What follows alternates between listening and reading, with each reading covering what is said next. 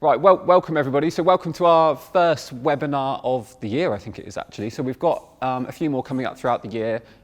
We've got a couple coming up on hand therapy, and I'll be doing potentially one more later on this year as well, all around THERABAND. But today, as you can see from the title, and obviously as you've all signed up from as well, is that we're going to look about how we can actually start to apply strength and conditioning principles, and we're going to go for more foundational principles, and we'll layer them up a little bit more as we go through as well, using THERABAND. So obviously THERABAND, what we use every single day as physiotherapists, as musculoskeletal therapists, people working with individuals seeking help for injuries, rehab, pain, etc., etc.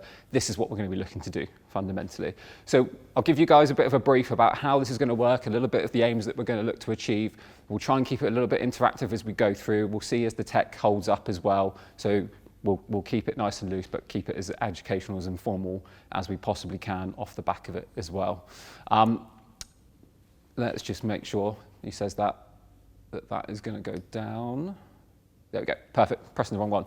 So fundamentally, what's in it for you? So we'll begin to explore, just to begin with, the physiology around exercise. So I think a great fundamental question is why do we prescribe exercise? So we'll just explore the beginning phase of what happens physiologically when we actually prescribe something, what's going to be happening a little bit later on, and why it's so fundamental to understanding what we want to do with the practical side of things later on as well. And like I said, we'll be going through some practicals. We'll then explore some strength conditioning theories within rehab and what we want to do. So we'll break down S&C in terms of what S&C is as a definition, what general rehab is as a definition, and then how that filters down to actually what's going to matter for all of us, which is better patient outcomes. And that's going to be the most important thing to understand and explore as well. And it's just how to make the most of THERABAND. Obviously, like I say, everyone uses resistance bands every day, uses THERABAND every day. So how do we start to maximize the amazing research and technology that is within THERABAND, is within the resistance bands, and different modalities that we could start to look at and explore as well in and around what we do as healthcare professionals and those working with those needing rehab and pain support as well. Tell you what, you can ignore this for the time being, because I'm going to ask you a question. The slider doesn't work currently, so don't worry about that for the time being. You don't need to do that. I'm just going to signpost you to some care and safety. I need to put this in. It's fundamental for what we do at THERABAND as well. So a bit of care and safety, making sure you're washing some bands and the tubes in particular, just to make sure, especially if you have some people that have allergies in and around latex, or you're dealing with people that could have allergies in and around latex. Hopefully most of you also use the non-latex ones anyway. There is a QR code there, so rather than me having to carry on talking about care and safety, please just scan that QR code. It will take you to a page around THERABAND, and it will tell you basically how to keep better care of your resistance bands as well. If you're someone that uses bands sort of like these in the sort of rehab setting as well, definitely go and have a look at that, because it can actually make them last for a little bit longer off the back of it, which is pretty helpful. So just a little bit about me. So my name's Tom. So I'm a physio. I'm a business development manager at Performance Health at the moment. I'm in an amazing position to be looking after THERABAND. So I've worked in sort of rehab, sports, strength conditioning, physiotherapy for the last 10 years or so. We're currently in Pinnacle Performance down in Hamble as well, which is a gym that I'm involved with, which is an incredible gym, state-of-the-art rehab facility. Unfortunately, we can't show you all of it today, but you'll be able to see a picture of Dan actually looking down the other end. So I'm here and Dan would be down that end. And it's just an incredible facility where we work a lot with individuals from your Joe Public, which a lot of us will be working with, all the way through to the higher end of the elite environment as well. So you can see a couple of the marine-based athletes there as well. So they're from the Canadian Olympic team, the GB Olympic team, that have gone on to do some incredible things, both at Tokyo and Paris, just gone on top of that as well. And then you can see a couple of the other athletes that we've worked with. But this has given me a unique opportunity to apply strength conditioning within a rehab space, and it's something that we're having worked with some of the best S&C elite or S&C professionals within the South Coast, and then work together to rehab an individual to get the best outcomes for an individual who is having pain or wanted to come for physiotherapy or sports therapy. Well, that's what we're looking to do today, applying those learnings, applying it from research as well, and how we can then actually look to get some better outcomes off the back of that as well. And so this is where I want to look at the fundamental question is, why do we actually prescribe exercise? What is it about exercise that's actually going to get us to getting this patient better? So we all sort of, I think it's a question we seriously just take for granted. Of course we would. We prescribe exercise every day. We prescribe exercise without thinking about it. Someone comes along and says, I've got this issue. I just know straight away why that I'm going to prescribe that exercise. But you don't necessarily know why and what the physiology is. So I'm just going to break that down into two simple areas, that's subset areas within that as well, and then see how we can then use that context to then apply it into real life on top of that as well. So I'm just going to move this so I can see that on top of that as well. So the first point, so neuromuscular adaptation. So this is in the initial phase, which is so exciting and so cool as well, is that we get these 4 key things that happen within neuromuscular adaptation that allows you to start seeing some serious change within that time. So often some people, and especially sometimes in different worlds within different environments, think you can't make any change that quickly, but you absolutely can. So straight away, we can see some increased motor unit recruitment. We have our motor units, that's what we have. We're not going to get any more with them, but we don't always recruit them in the most efficient way or the best way off the back of that, and we can recruit more of them from there as well. So we'll increase recruitment, we'll then increase muscle fiber usage off the back of that. Your motor units are spread across your muscle fibers, so if you're going to increase more of them, you're going to naturally then increase your actual muscle fiber being used as well. That's going to have a neural effect, which will be your corticospinal stimulation. That's going to become more efficient because it's going to start to be stimulated pretty much straight away, and then you're just going to get better muscle activation off the back of it. Further to that, you're just going to get increased motor control, enhanced motor control. So everything's going to become more refined, more smooth, and it's going to be that nice, gorgeous movement. You're going to look for someone, whether you're doing a shoulder movement, rotations, some form of squat movement, some form of terminal knee extension. That's going to become much better just from prescribing exercise in that first phase. Your brain improves the signal process, like similar to what we were just saying there with your corticospinal stimulation. Your brain will actually start to loop it back down way more efficiently off the back of it. And then straight away, you're going to get a more efficient force production because neuromuscularly, you are more efficient in that first phase. Reduce Golgi tendon organ inhibition. So your Golgi tendon organ is, of course, so important. It's going to stop you from getting injured, which is very vital. It's going to tell you when you're stretching way too much, when your muscles are being overstretched to try and stop you from getting injured.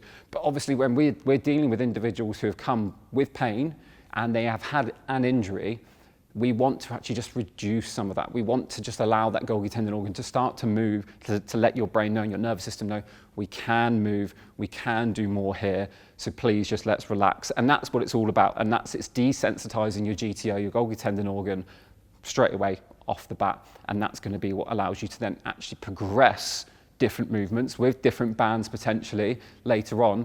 But if we can get that GTO to just slightly desensitize, it's going to make a huge impact to that individual in front of you as well, which then obviously means more force production before it kicks in. So you can do more, that patient can do more, that individual can do more before your GTO actually does anything off the back of it. And then amazingly pain reduction. So straight away you see someone, your first interaction with them, you prescribe them exercise, whatever it is, you're going to reduce their pain because their central nervous system will start to adapt pretty much straight away. So it adjusts your exercise load, and your descending pain modulation actually just starts to reduce. So your brain signal in terms of pain just dampens down. If you obviously imagine it like a fire going off in your brain in regards to pain, it starts to slowly simmer down the more we start to get used to exercise, and straight away as soon as we actually prescribe that exercise as well. So your brainstem gets stimulated, and then we can reduce that signal. So off the back of that, first 1 to 6 weeks, we have this amazing interaction where you get increased motor unit recruitment. Your nerves and your nervous system are actually starting to fire better. Your Golgi tendon organs actually desensitized, so we can start to move more. We can start to recruit more motor units, thus muscle fibers. Thus you're able to do more. Thus you're able to actually get much better movement out of it. So we as individuals who are prescribing that exercise, prescribing whatever it is it's going to do, have this incredible power in that first initial phase of what we're going to do. If we then actually just slightly elongate that time period, so rather than looking at 1 to 6 weeks, we want to work with people, we want to keep people as healthy for as long as possible, we want to give them better behavioural change, and we want to empower them as much as possible. We know that structural change is going to occur, so we'll get increased cross-sectional area. So naturally, we exercise, think of it as a bicep curl, you'll get tiny muscle damage deep into your muscle. You then want that to repair as quickly as possible. As soon as that repairs, with your satellite cells coming in, repair the damage, it's going to get bigger. You're going to get stronger, the torn fibers are going to repair, and your whole cross-sectional area of your muscle is going to start to change in size. naturally something that's got bigger size moves size fundamentally, it creates force, you're going to get stronger connective tissue off the back of that as well. So tendons and ligaments are slightly slower to adapt in comparison to muscle, and there's a whole load of theory in and around that we definitely won't go into today. But your collagen the deposition becomes incredibly resilient over the course of this time as well, which is fundamentally so important. And again, we don't want to go into too much detail on that because we'll massively sidetrack in and around the theory and the practical, but straight away you've got a bigger cross-sectional muscle, so it's a larger surface area, and the connective tissue is starting to get much better and stronger as well. So then you can improve your load management. You can actually start to fundamentally say, we are literally getting stronger at a cellular level, at a muscular level off the top of that. So the distribution of force is going to be greater, which will actually allow you to say, if we've got a tear in export, your semitendinosus, your semimembranosus, because your muscle has started to change in its literal form and its literal size, your muscle can recruit far easier different fibers within that muscle rather than having to necessarily need to carry on recruiting that injured part of the muscle. And then we can start to rehab, we can start to increase what we can do with our patient, and we can start to get them better off the back of it as well. And then you get angiogenesis, so increased local blood flow. We want to create an optimal environment, don't we? So if we can get more oxygen, we can get more nutrients straight to that area, we're going to create a much better local environment, a cellular environment for healing to occur, and then we can start to really say, yeah, we have made some structural change, we have made some neuromuscular change, we are helping this patient fundamentally. So I really wanted to go through those, and I know sometimes physiology can come across a little bit dry, a little bit boring, but it's so incredible that we as therapists, as physiotherapists, musculoskeletal therapists, rehab professionals, can actually impart this onto other people. And this is why I think it's all so important to then signpost this. So if you have a look at the Chief Medical Officer's report, and then they always cite exercise, and actually exercise is such a huge part to our population in the NHS, etc., of what we want to be doing. But I want to take the time to have a look at this. So if physical activity were a drug, we would refer to it as a miracle cure due to the great many illnesses it can prevent and help treat. So if physical activity were a drug, we'd refer to it as a miracle cure. And that's, I think, is so fundamental for all of us on this webinar and everyone within the teams that we work with as well. We are so lucky to be able to impart the wisdom that we have around exercise, the knowledge that we have gained around exercise, and to empower the individuals in front of us. Obviously, we look at it from a pain point of view, from a rehab point of view, from trying to get them back to a certain function point that they have asked to be at, or what they were pre-injury or pre-pathology state that they were. But we have that ability to be able to help people on such a mass scale through how we communicate people through our exercise prescription. So whenever you are next giving out an exercise, next you've got someone in, they've got the same sort of subacromial pain, same knee pain, think what we are doing to prescribe this exercise and using these amazing products is actually so important, and it's noted amongst the highest powers within our medical scene. Let me just check the time, we're all good. And off the back of that, I wanted to obviously just highlight within THERABAND. So obviously THERABAND, everyone sort of thinks resistance bands, fine, great, resistance bands are a huge part of it. But naturally, we all want to use different modalities, different modes to actually rehab someone and get the best outcome. And a lot of that we are going to look at trying to explore today. So you have got your soft weights, which you can see the circles. We've got the natural bands that you can see anyway. Right in the middle, just slightly faded off, is your cuff weights, which I'll show you guys a bit later on as well, and a few other different types of bands.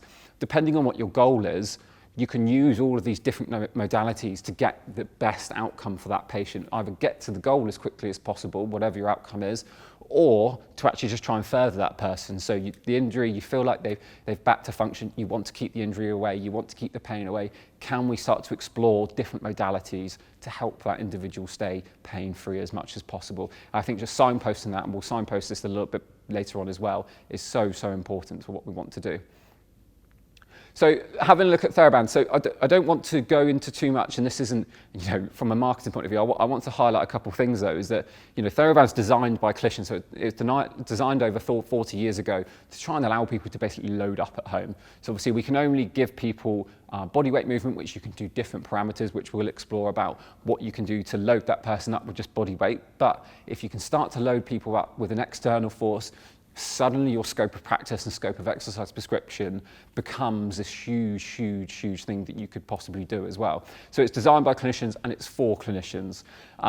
It's an approved medical device, which actually means it has to go through a whole load of different testing off the back of it as well.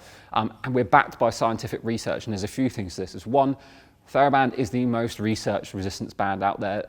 It is because it's been around for so long, every possible paper, not every possible paper, the majority of papers will be using THERABAND because it's been so easily accessed, because it's been so easily used, which means in order to have your results valid and reliable, you're going to end up using THERABAND off the back of it as well.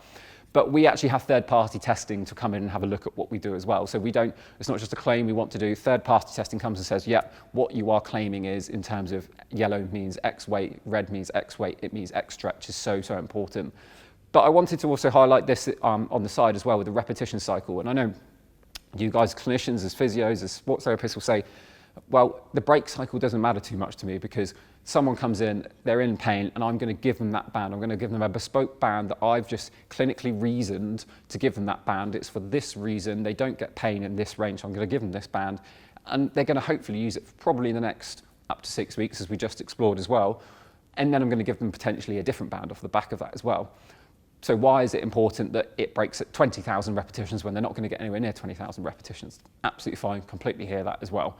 But what that does show, so we can apply essentially some physics to resistance bands and elastic properties. So you can use some different equations in regards to elastic principles, and then we can look at how this is going to affect an elastic resistance band. So even if you think of a rubber band, as soon as you stretch it once, it is impossible for it to ever return to its initial form ever again because it's an elastic property.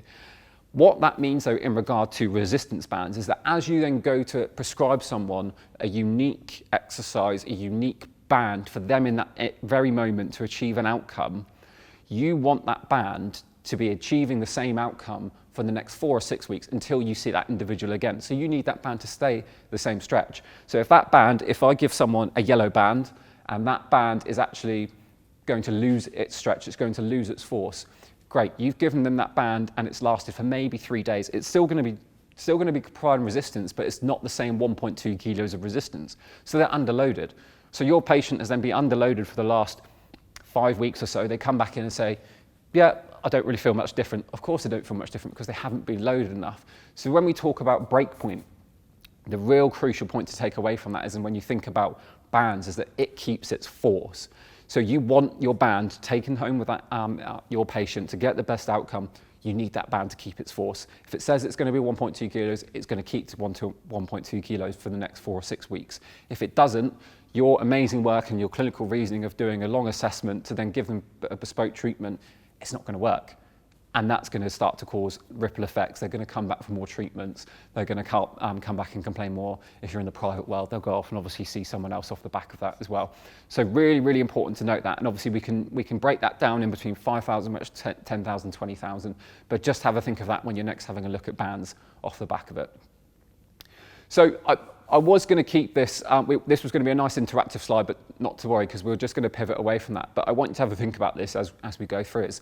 How do you actually decide? So you've given that patient that yellow band I was just talking about, they come back in, great, whatever it is that they're going to report. What is it that's going to make you progress that patient's resistance? And what is it that's going to happen? Are you going to do anything before that? So a patient comes in, you've given them 3 sets of 10 on a shoulder external rotation because they've got subacromial pain. Great. They come back in, they say, yeah, I'm feeling okay. I'm feeling good, I'm feeling strong. You test them, they're definitely stronger, the pain is reduced, things are good, range of motion's improved both passively and actively, fantastic. So are you then going to decide to increase that resistance level? And this is the question that I really want us to kind of ask just subconsciously as I go through for the next little while. What is it I'm going to do? Or am I even going to do it at all? Which is obviously hopefully what I'm going to be talking about a little bit. And there might be some other opportunities that we could do to explore. So let's have a talk about S&C.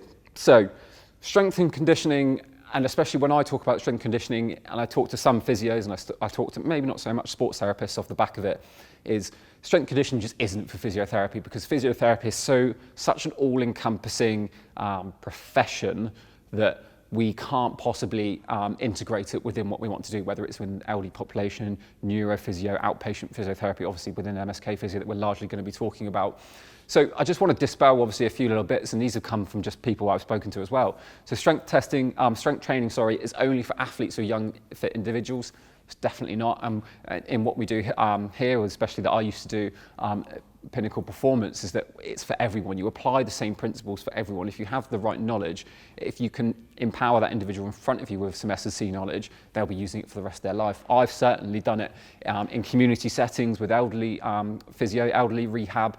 You will apply the same principles pretty much from there. Heavier intense training will re-injure my patient. There's a few levels to this. S&C isn't just about heavy lifting. That's not what it is. It's not this big grunting of going off and trying to get a dumbbell, me getting on one of these benches as well and then trying to lift as much as possible. That's not what it is. That's just not really, that's not training really off the back of anything, and that's not what we want to achieve. And rehab and S&C are completely separate worlds. They're just not.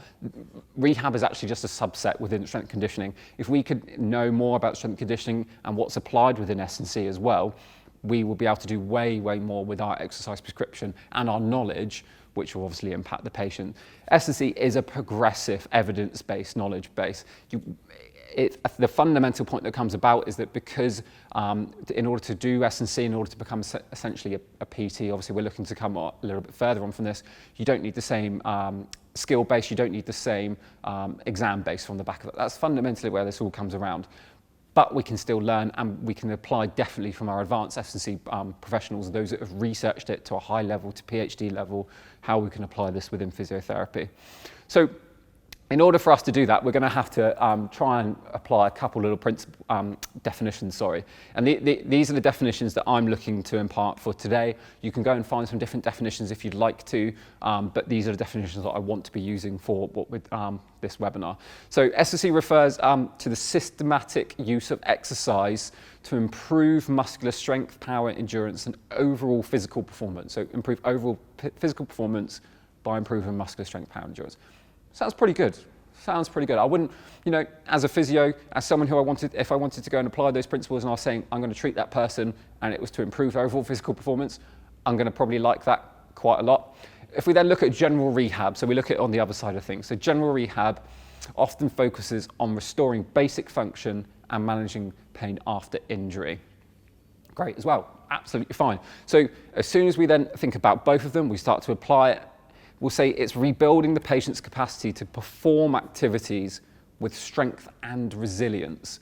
So applying both together, S&C, general rehab, we're trying to improve strength and resilience with their activity, whatever that may be, whether it is trying to just go to the shops, whether it's just trying to walk down the road, whether you want to suddenly squat 300 kilos, whether you want to just reach up to the cupboard to try and get a plate out without having pain. You want to do that by trying to improve strength and resilience. So it's so important that we then recognise and say, yeah, S&C absolutely has the place with general rehab, with what we want to do, and then we're going to get this incredible outcome for our patients with strength and resilience off the back of it. So then we look into what we're going to be doing today a little bit as well. So we've got the S&C definition, we've got the sort of general rehab definition, how this is going to go as well. And I wanted to touch on variable resistance. So resistance bands produce variable resistance off the back of it. So especially if I then look to use, let's say, so I've got a cuff weight here. So a cuff weight, if you're going to be doing any sort of isotonic movement, a cuff weight's incredible. It's going to provide the same weight the whole way through. So this is about 1.2 kilos. It'd be exactly the same as a dumbbell as well. It's the same principle fundamentally. But as you all know, as you begin to stretch a resistance band, it's going to provide more resistance. And you're going to look at me and say, right, that's obviously, Tom, that's the whole point of it. The more you stretch, the more resistance that comes on. But there's a few fundamental points that I really want to address because it's so underlooked in terms of what this resistance actually is and when it occurs. And then obviously the patterns at which the resistance comes on is so important. So you'll see there, so we've got our whole resistance at 100% elongation. So if I show you what 100% elongation is, this is 100% elongation. So at the initial phase of you starting to pull a band, so we're looking at the red band, medium, we're up to 1.7 there. This is what's going to be providing your resistance, not out here. This is going to be what provides the initial resistance. So as we begin to then pull and pull and pull and pull, the number is obviously going to increase. It doesn't quite increase linearly, and I can show everyone some other research in and around this about the different force profiles that go into a band as you stretch it more, up to 200%, up to 300%. But it's just to be aware of when you are looking to have that bespoke figure, which is unique to THERABAND, about how much you're looking to pull. It's that initial bit. This is your figure. This is your number. It's not out here, and that's really, really important. And bands actually quite nicely meet with different force profiles of what we want to do. So if we look at on here with our joint angles and our force, so we'll look at the bell-shaped curve first. So that is essentially representing a bicep curl. So as we begin to pull up with a bicep curl, so we do our concentric movement, so from the bottom here, so our peak force at the top of there is actually right in the middle, and then it goes here. So when we're prescribing a band, when we're prescribing a movement, we have to remember certain movements, different force is produced at a different point in time, which obviously we can relate that to our assessment as well. But from here, limited force is produced, maximal force is produced, limited force is produced. And when we're actually looking at loading profiles and what we want to do, if we keep with a bicep and a bicep tendinopathy, you can load your patient up in a different way by understanding, right, our inner range and outer range are weaker than our mid-range. And if we have pain at X point, can we start to load up our patient in a very specific way?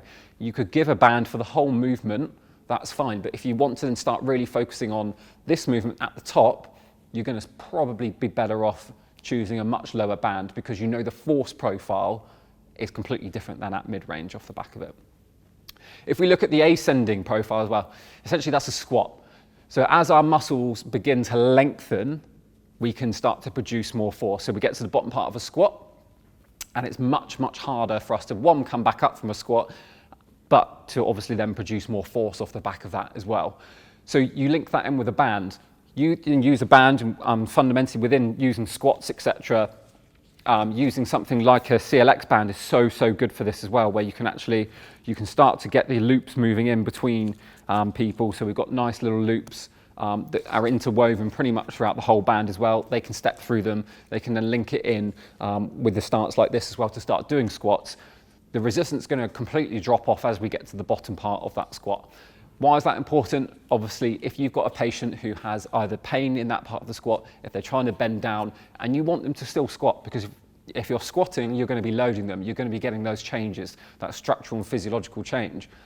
But you don't necessarily want them to be getting so much pain at the bottom and thus necessarily loading them. So a band is going to be pretty good for that, depending on obviously how you then start to lever it as well. If we then look at the other way, which is descending, and the best way to describe descending is essentially a pull-up.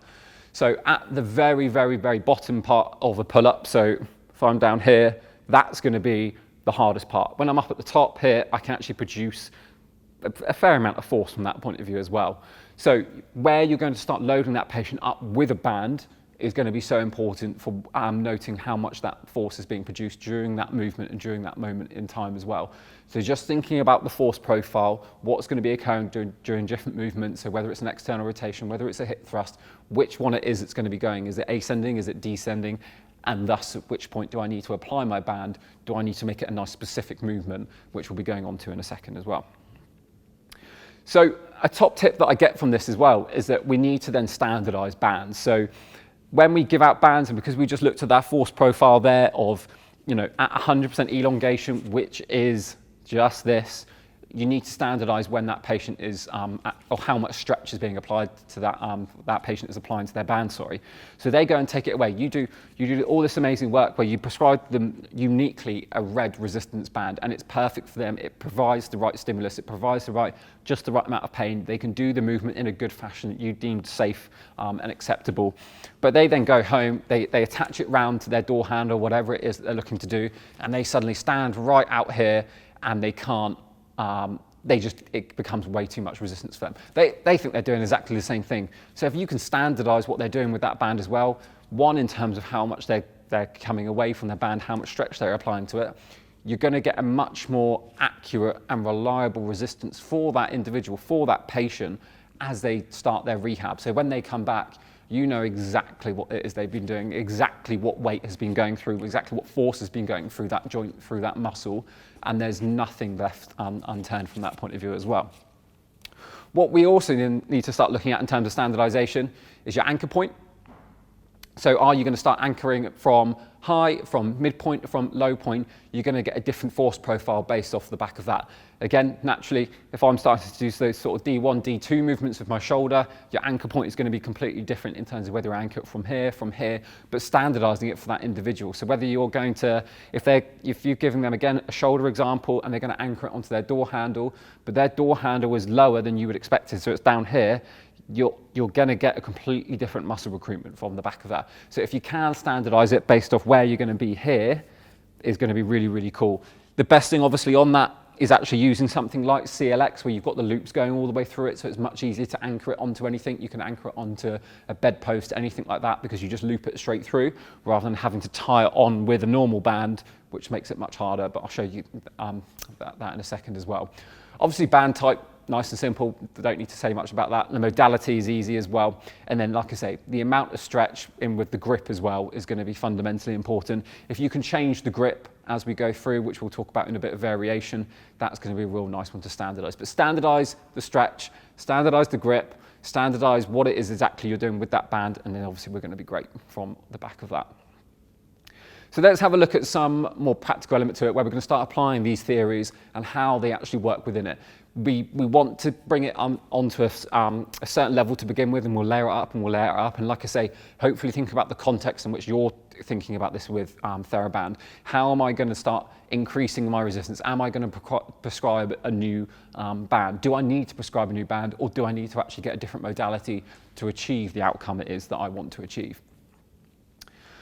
So I want to look at tempo, and tempo, especially within the S&C world, is such a cool knowledge to have. It can completely change an exercise straight away just by changing the tempo. And I know, and a lot of you guys will know, metronomes are obviously so well researched within the rehab world. They've done a lot on tendinopathies, they've done a lot on falls, Parkinson's, of doing movement, mobility, exercise with metronome attached to it.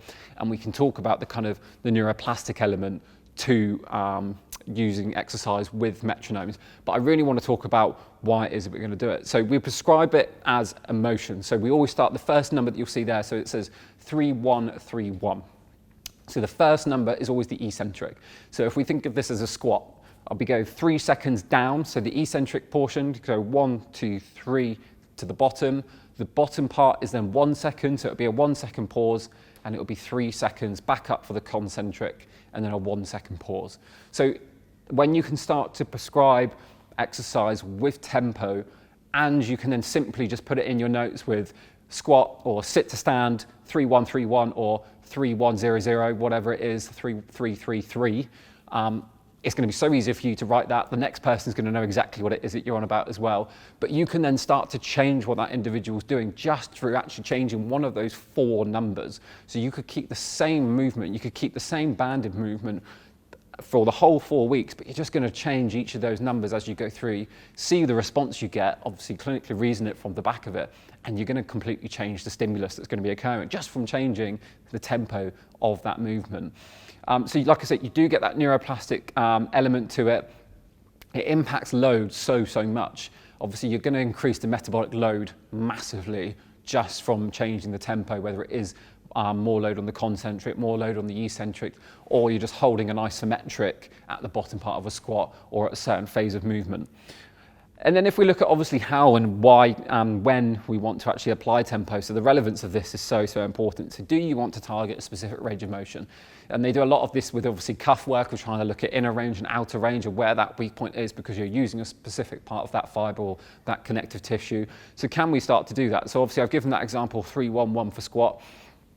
Even if we're then starting to look at, let's say, a bicep curl. So like I say, the eccentric is the first bit. So we go 3 seconds down, we then pause for 1 second, and then we're going to come back up for whatever it is that you want to be doing there. So 3, 1, 3, 1. So 3 seconds eccentric, 1 second pause at the bottom, 3 seconds concentric, 1 second pause at the top. That 1 second pause is obviously so important, so then linking to your rest in between reps rather than just stating what your rest is in between sets, which obviously a lot of us do as well. So that's going to help with your rehab journey and what that patient's going to be doing and making it as unique to them as possible. So do you need that eccentric emphasis? Again, won't talk about eccentric loading and the do's, don'ts, etc. that go with that, and what we found in the S&C world, especially in regards to muscle fatigue and muscle pain fundamentally, but that's what you do. So you do five seconds eccentric overloads. So you've got that person in a load of pain. You come in and you've done a certain amount of movement with that subacromial pain. You then want to just load them up eccentrically. Easy to do, especially when you put that in with there. Do you need speed? So speed is quite a nice one to do. So again, if we look at the eccentric component, 3 seconds down for a squat, but then 1, 1, 1, 1. So 3 seconds down, 1 second pause, straight back up. So you're getting speed from that bottom part of a squat. We look at it from a bicep curl, coming down nice and slowly, and then bang, we're going to come straight back up to do that bicep curl. So it's going to be with speed, and that's how you'd write it in the back of that. And that would obviously depend on, are you looking to prevent re-injury? So especially if you're looking at some return to play criteria for those of you that work within that environment. Where's the injury location? Is it on an MTJ point, especially looking at hamstrings? You're going to need some speed at some point. And in what phase of rehab are you as well? So these are all going to be what dictates your tempo rather than just having a 1, 1, 1 sort of motion, which doesn't really have much nuance to it, and that especially leads to a lot of open interpretation from your patient to you to say, well, I've done kind of what you told me to do. Whereas if you can actually give them tempo, completely change and flip that exercise, you're going to get a much better outcome off the back of it as well. And I definitely would encourage, obviously outside of the metronome side of things, have a look at some S&C research in regards to tempo. It's so good, it's so incredible. If you want maximal outcome for whatever it is you're looking to achieve, whether you're looking to get stronger, whether you're looking to get more resilient, whether you're looking to get better balance, tempo is really, really cool in terms of doing that as well. And then specificity, which is a kind of unique point. There's so many ways, obviously, you could be specific in and around your patient, and that's why I've put, there's so many outcomes we can look to achieve, and I've obviously touched on loads of them with pain, strength, resilience. Do I want more mobility? Whatever it is that I want to do, is it a functional goal? Is it a specific goal? Is it a task goal? There's so much things that you could do, and it can lead you down like a massive rabbit hole to try and be specific. And that's why I always liken it as a double-edged sword. So it's so difficult sometimes that you think, right, this patient needs to do exactly this, so I'm just going to do that. And this is what this is. So it's specific adaptation to imposed demand. That's what SAID is. So the more you do something, your body will literally respond to it. We're human beings, that's what we do. Whatever the environment is, we adapt to that as human beings. So what can we do to actually start to be more accurate in our specificity rather than just losing it a little bit? And I want to explore how that actually works. So let's say you're giving a specific rotational movement, you're giving a specific knee movement. That patient will always adapt to it within a certain period of time. This is pretty well debated in terms of how quickly someone will adapt and how long they'll adapt for to reach that plateau as well. But you're going to reach that plateau fundamentally. So if you are specific in what you do and you do a load of external rotation movements, you're going to get stronger in external rotation. So can we then potentially start to obviously mix that around?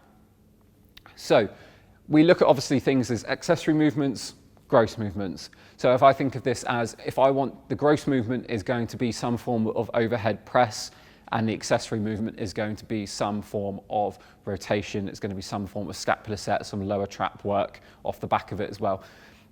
I don't think we need to obviously be completely neglecting one or the other, or to do one or the other.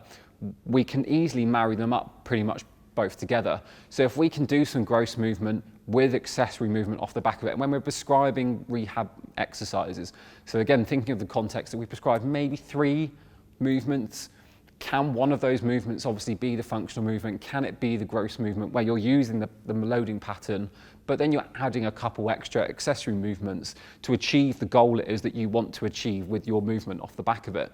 So whether we are, if you've got a patient with knee pain and you give them some form of sit to stand to do as their gross movement because that's what's going to be important to them, and then you give them some terminal knee extension, you might give them some step downs to do off the back of that as well. That's how you're going to start getting a much better specificity, where you specify what it is, you've been very specific in terms of what it is that you want to do and what you want to achieve through your exercise prescription, but you haven't just gone down the fact that they're getting pain from doing X, Y, Z in their knee. So we're just going to really be bespoke in what they're doing, start to do some knee stands, start to do some knee drops, start to do whatever it is that we need to do. We can actually add both of them in, and that's going to be really, really, really important. If we then move on to overload, and that's where obviously bands kind of come into their own, especially THERABAND on its own as well. And I want to highlight to you guys the loop bands. So a very nuanced point with loop bands, and some of you will say, God, obviously Tom, you're just basically telling me how to read here. Others will obviously have no idea, and I had no idea until I started looking into this properly as well. Loops have double the resistance. So it would make perfect sense to lots of you that as a loop is like that, you're going to have double the resistance rather than just a band like that as well. But when we're looking at patients being loaded, so again, if we look at, let's say with loop bands, at whether you're going to do some form of Y raise, some adapted Y raise where you've got the band here and you're looking to do it up from here. And so by that, we'll start to look at some CLX as we go through that. But you're essentially, if your patient is doing that with a loop, rather than the band that you prescribe to them in that moment, in that session, where you've asked them to start doing a few different exercises, that's going to be completely different. So if I say to this patient, right, I want you to do an adapted Y raise where we're going to force some form of isometric into abduction here, so glenohumeral abduction, and we're going to raise it up into the frontal plane all the way up here and back down. If I do that with a loop, I'm going to double. So if they do that with a blue loop, they're going to double their load. So suddenly they are loaded to a whole different level. You've been very, very educated and nuanced in terms of how much load you wanted to put through that individual, but they've then gone and got a band and it's completely different. So just be aware of that loading profile of how much it is different bands are going to be doing. If you do that obviously with a CLX or with a different band, you're safe assured of what load it is you're going to be being put through that patient. But then the cool part of that is obviously overload. It's so easy to overload with patients, progressively overload. And you can actually encourage them and say, right, if you move from red to green or you move from yellow to red, you have improved 25%. And that's so important to that patient to hear that, to say, oh yeah, you know what, I'm still in pain. I'm still struggling with whatever it is that I'm struggling with. But I have improved 25%, and I can visually see I've improved 25% because I've moved on to a different colour. And we find that, and when we go and talk, and the team go and talk to all sorts of clinicians up and down the country, is that that's such a powerful tool to be able to have, whether it's purely psychological, whether it's a placebo effect of that they've just seen a colour so they feel better with themselves, but it gets such better outcomes because they're able to materialistically say, yep, I can see I'm 25% better. You're telling me I'm 25% better in terms of strength, and that's going to start helping them improve in terms of their pain. Obviously, in terms of how to overload, there's easy ways which I've just spoken about, which is resistance. And obviously, I asked you that question of how you're going to start to overload that patient, or why it is you might look to increase the band type as well.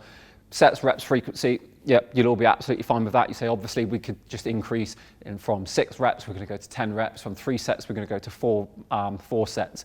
But there are ways to do it. There are ways to do it without suddenly overloading your patient, where you're going to get a bad maladaptive response from that individual. You can be very, very nuanced in terms of what you want to do. So we kind of touched on tempo a little bit as well.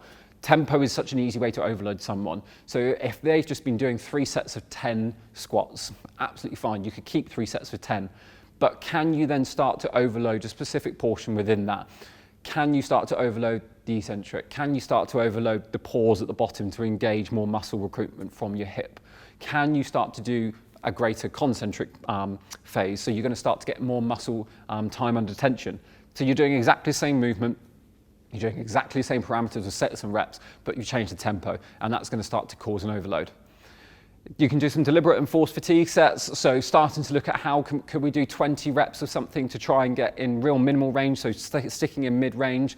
So if we look at external rotation, you're just doing small movements in there. If you're going to do squats, just half squats, and then moving them into a full squat. So you're getting them to perform under a fatigued state, under fatigued muscles. That's going to cause an overload really nicely. And range of motion. Range of motion's pretty much a favourite of mine. Can we isolate a range of motion with the tempo, but can we also just increase range of motion?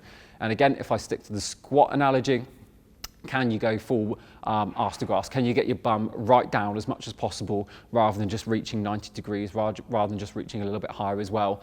And then off the flip of that, can you actually start to load them up with a reduced range of motion? So if you are looking at a squat, can you do a quarter squat with much increased weight, much increased band resistance? That's going to be a way of overloading that patient over the course of a period of time where you've assessed them to say, yeah, I can start to do that as well. And we can do this across, and we can apply those to any movement possible, where you can look at the range of motion, you can look at getting them under fatigue pretty much straight away, you can look at how you can do it with tempo. Any movement can be applied with those principles. And as you plan a patient's rehab journey over the course of X period of time, you could definitely start to implement those as we go through. Like I say, bands and overload are such an easy way of doing it, because you can just immediately say, right, we're going on to the next band. That means you've improved, crack on, you've done really well. That's an amazing thing to do. You can obviously also start to look at different modes off the back of it. So can you start to include a different weight profile rather than just that variable resistance profile that we see with resistance bands, that we see with THERABAND resistance bands? Could you just chuck a cuff weight on? So wrap it around their wrist, attaches on with the elastic. Can you do something like that? We even look at lower limb. You could wrap it around someone's ankle and they could start to do exactly the same movement, but just with an external load. Nice and easy, big bang for your buck straight off the back of it. So we've got a few more slides that I'll quickly rattle through. So we've got some variation, which we already spoke about, but the key thing with variation is you're going to get change. So we get to that specific adaptation to imposed demand where we start to see that plateau. That's your big indicator pretty much for variation. And rather than just saying, right, we're going to do 3 sets of 10 of these 3 exercises, and then after 3 weeks, we're going to go to the next band, and after 3 weeks, we're going to go to the next band. Just vary the exercise. Can you do something completely different? Can you change their grip? Have you gone with a supinated grip, pronated grip, neutral grip? Can you change that up? Can you change where the force is coming from, whether it's above, below, similar to as we spoke about earlier? Can you change the intensity off the back of that as well? And then I've put in a little bit of a nugget there about deload, which we'll talk about in a second. How variation is such a good point at which your deload can come in. So let's say you've done your deload week, whichever point that is, which we'll explore, you're then pretty much free to cause some, to allow some variation, get some adaptation, because you're doing a completely different movement off the back of it as well. And that's how we look at it. So when you want to deload, it's a constant evaluation of capacity. So how is that individual getting on? Are they able to perform what they're doing to the same extent, or are they starting to slightly go downhill? And I know, especially in different populations, you think, well, they don't really need a deload. They weren't really doing a lot.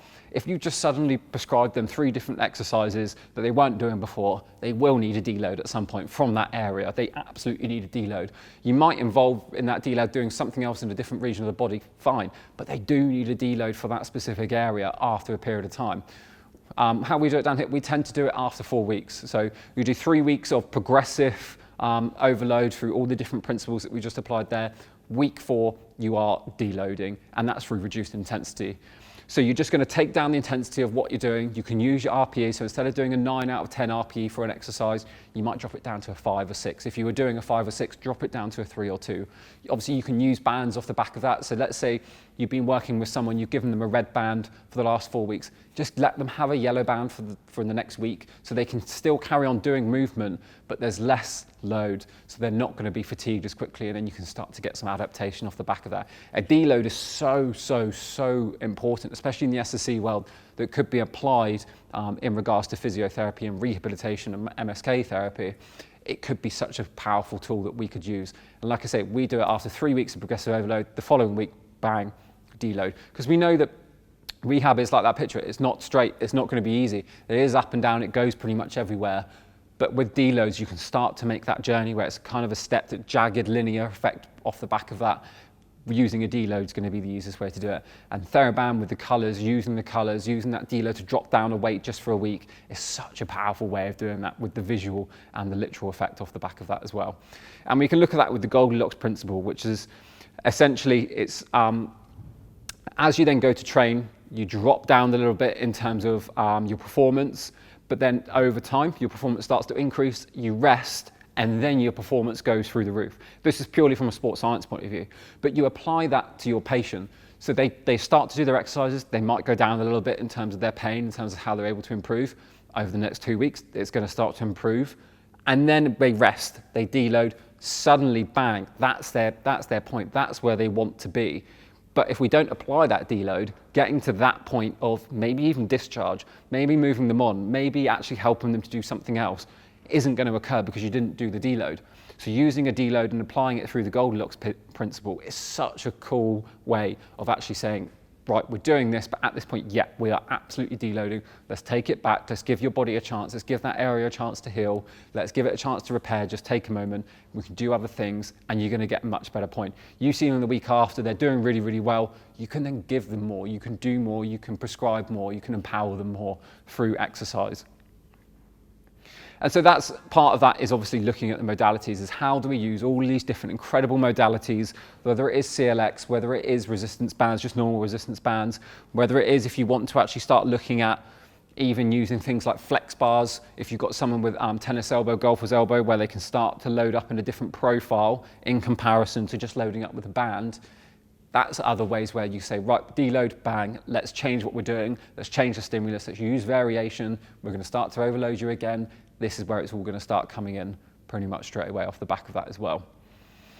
So there's a few references in there that I'm happy to share with all of you guys. Obviously, you guys will get access to this as well. And hopefully, obviously, everyone found that as useful as possible. Please contact me as much as you can. I'm on LinkedIn quite a lot. I post quite a lot on LinkedIn as well. You've got my email, my number there. If you just want to talk to me and say, Tom, can you come in and talk to the team about THERABAND? Can you apply it in this context? Or we're holding this ACL class, we're holding this Falls class.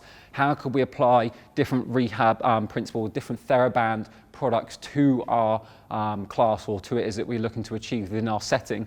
Please let me know. I'd love to come wherever you are in the country. I'd love to come and talk to you. I love talking about exercise. I love talking about how THERABAND can help with that as well. It's so fundamental to what we want to do as well. So please just get in contact with me. Just drop me a message. I will come and talk to you. I'll come and talk to the team as well.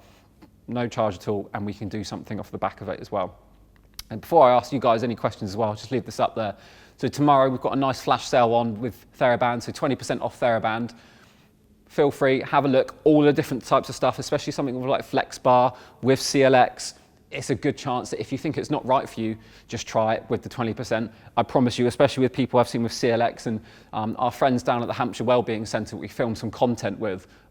They've done some incredible work with CLX, using it in different scenarios because you can alter with your grip, you can alter your anchor points. It's such a cool tool that not many people are aware of with CLX, but you could be getting the maximum output from it. Just by having loops going all the way through CLX, I think it's such an easy way of actually getting much better outcomes for your patient than using that. And that's not a sales pitch, that's me saying, just give it a go, use that 20% off and see what you can do off the back of it as well. So I'll stop talking there. If there's any questions that come through, please just let me know. We'll give it a couple seconds just to see if anything does come off the back of it. Let me just see what's off the back of this. Is there anything in there? I wonder if you could go through the eccentric emphasis again. Yeah, so I'll talk it through as we go here. So with the eccentric emphasis, again, we're not going to talk about the theory and the physiology that goes with eccentric overload. So I'm happy if you want to ask me with my contact details off the back of that. If you want to ask me about eccentric overload, I can send you a few bits on that as well. But when we were writing it, so let's say it's 3, 1, 1, 1, and we apply it in a squat. So 3 seconds is going to be your eccentric phase. So as I go down, it's going to be 3 seconds to going down. That's the movement. That's the eccentric load from there. If you've just had someone doing pretty much 1, 2, 1, 2, you can then load them eccentrically to get a different change, different stimulus in that muscle that's going to help your patient get to a different outcome off the back of it as well. Obviously, you can then overload. We've done some amazing things where you overload them up to 10 seconds, so you can overload a squat up to 10 seconds. You can overload like Achilles work, obviously, to try and get that stretch response really nice and quick. There's all sorts of things you can do with how you do that tempo. And obviously then you do an eccentric overload on the way down, you then apply an isometric overload. So 3 seconds down, 3 seconds hold, 1 back up. It's a completely different movement, and just experiment that with your patient. Depends on what they can do. I think that's most of it. The person asking about retail packaging, yes, we do. Everything, or pretty much all of it, other than the large bands, has retail packaging off the back of it. I'll give it another minute just in case anyone else comes through with questions. But like I say, I can see some of you have already started pinging me a message on email. So please, like I say, drop me a message on email, drop me a message on LinkedIn. Let me know. I'll happily come and talk to you about anything THERABAND. I can bring some products with me, see what works for you, see what doesn't work for you. And that's the wonders about what we do as professionals and what we do within this. And I include S&C professionals in this. I include rehab instructors in this as well. We're the gatekeepers of exercise. So if we can impart knowledge and wisdom, empower people to move more, to be more able, to exercise more, to reduce them from pain, we're going to have the biggest impact on the healthcare system and on people fundamentally, which are the people at the very end of it. So if we can help people, we can use our knowledge through things like this, through THERABAND, we're going to be off to a really, really good start. So I don't think there's any more questions in. So thank you very much, everyone. Thank you for attending. I hope you all enjoy the rest of your day. I imagine a lot of you have probably just been on lunch, so thank you very much for attending as well. There will be another webinar for hand therapy coming up in, I think it's next month that's coming up, it might be in May, with Nicola Goldsmith, incredible hand therapist, which is really, really good. I'll then be hosting another one later on the year, a lot about movement, a lot about exercise as well, and we'll do something a little bit on a higher level in and around THERABAND and principles in essence of what we could do, especially exploring the unique colours that are within THERABAND, looking at the science that goes into the colours and how we can start to maximise that for what our patients need to see rather than what we just need to see as individuals. The person who's just asked about links for practitioners, yes, we've literally just filmed that actually. So we've got some in America, but then we just filmed some in the UK with some more British jargon as well. We just filmed with our friends at the Hampshire Wellbeing Centre that I was talking about. So we'll get those out to you. They were literally just finished this week. So any exercises, we'll signpost you to those. So you can use things like CLX, how to do the same movement with 3 different types of bands to get a different outcome, which is really, really cool. Right, enjoy yourselves, everyone. Have a fantastic rest of your Thursday. Have a fantastic rest of your week as well. I look forward to catching up with lots of you that have just added me and emailed me as well. And have a great rest of your day. Bye-bye.